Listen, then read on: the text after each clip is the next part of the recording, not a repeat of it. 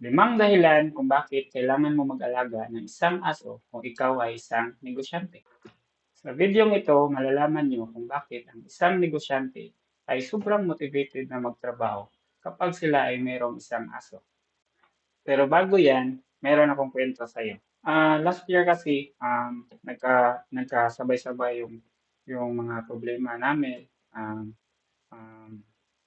Meron kasi kaming maliit na uh, computer shop. We supply from private and government companies. And then, yun nga, last year, nag-open kami ng isang branch dito sa Cebu City.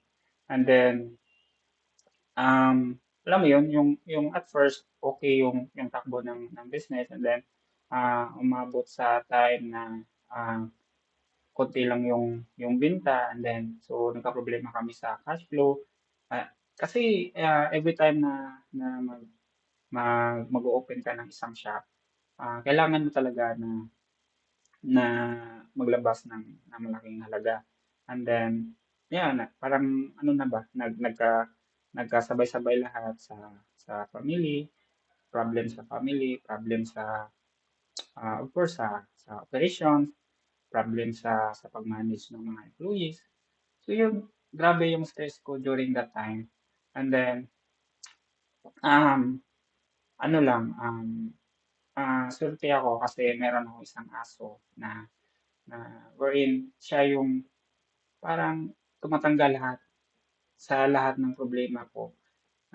Kasi every time na uuwi ako, pag stress ako, alam mo yun, yung aso natin kapag stress tayo, every time na uuwi tayo, nafe-feel nila yan. So, ako naman, ayaw kong ipa-feel yan sa kanya. So gusto ko, meron kaming ano eh, meron kaming daily routine na every time na uuwi ako, um, 'di ba, aakatin ka ng aso mo. So, we have a daily routine na every time na uuwi ako, magpi-play kami. So, parang lalabas lahat ng happy hormones ko. So, dun pa lang na natatanggal niya yung stress ko, yung pagod ko. And then, second, kapag, 'di ba, hindi naman tayo pwede na mag-share sa family natin, sa employees natin, sa kahit na sino na ito yung problem natin regarding sa business. Walang maka-relate sa atin eh. So parang wala akong outlet dati. So isa yan yung aso ko. Yung pangalan niya pala si Clay. So i-share ko mamaya yung picture niya. So yun si Clay kasi malaking tulong siya sa akin kasi siya yung isa sa outlet ko na labasan ng stress ko. Kasi since na yun, hindi ko siya masabi sa iba. So sa kanya ko yung binubuhos. Sometimes na yung minsan kasi tinatabihan ko yan na matulog.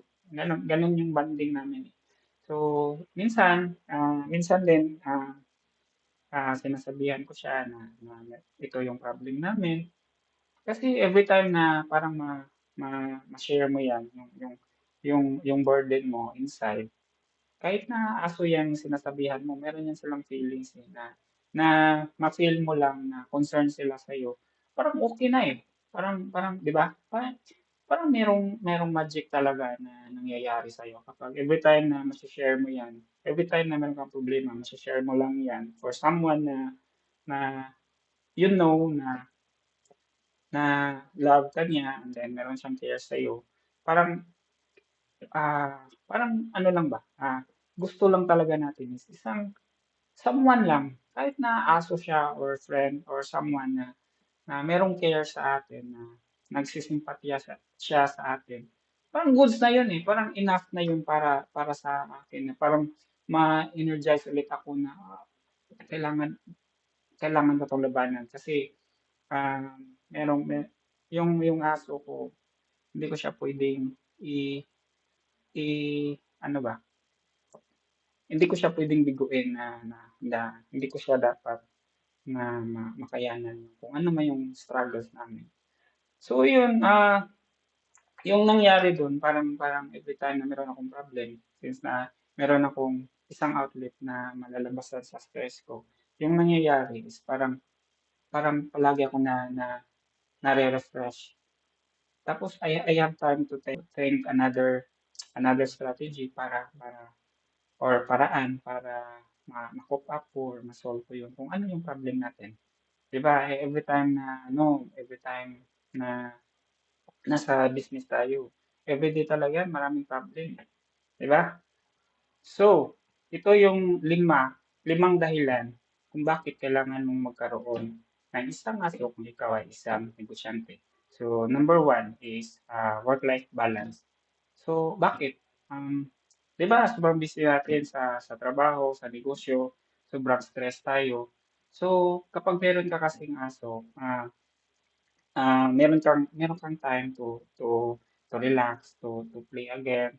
Because kapag meron kang aso kasi makulit yan eh. And then, most of the time, naglalaro kayo, nasa labas kayo.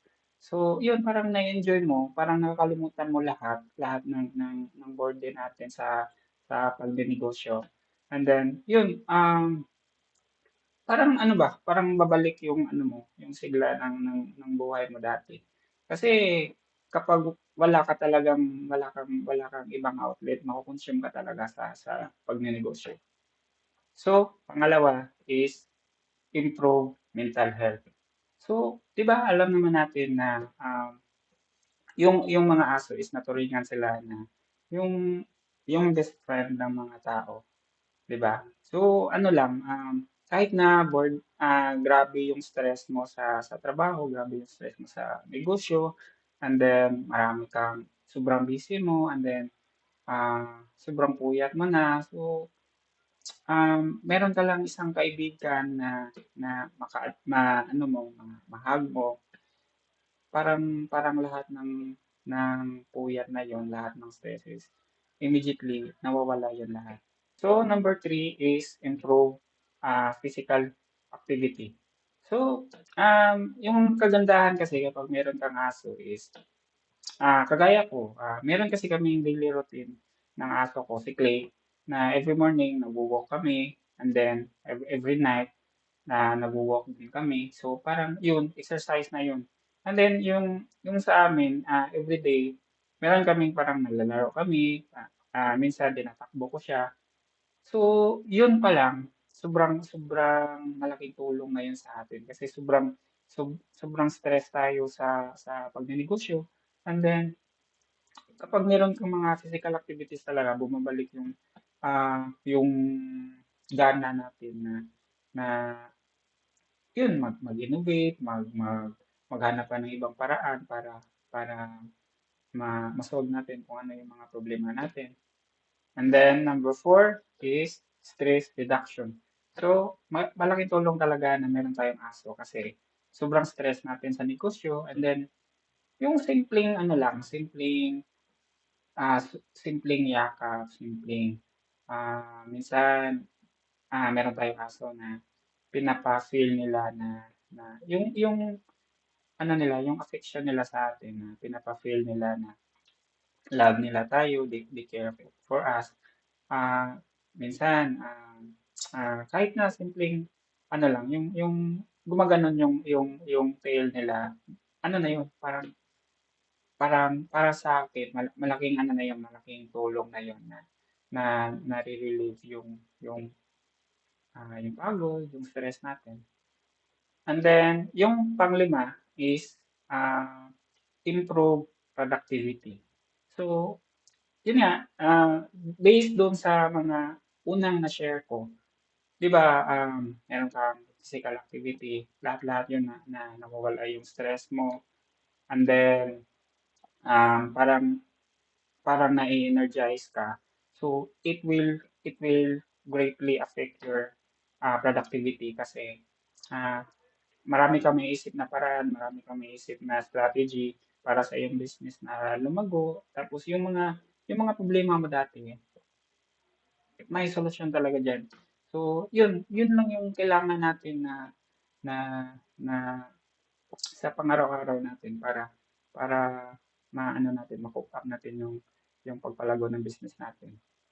Alam ko boss na ah, napapagod ka na ngayon, stress ka ngayon. Ano lang, tuloy mo lang 'yan. Tuloy mo lang 'yan, boss. Alam ko na may mararating ka diyan. Alam ko na giginhawa rin yung buhay natin. in the future. So, yung pinaka-ano lang talaga is, 'wag lang tayong sumuko. And then, 'wag mawalan ng pag-asa. Salamat sa pagtapos sa video na 'to, mga boss. So, kung nagustuhan niyo po ito, paki-share na lang po or comment ka below kung ano yung gusto mong topic na pag-usapan natin in the next video. Okay, bye-bye.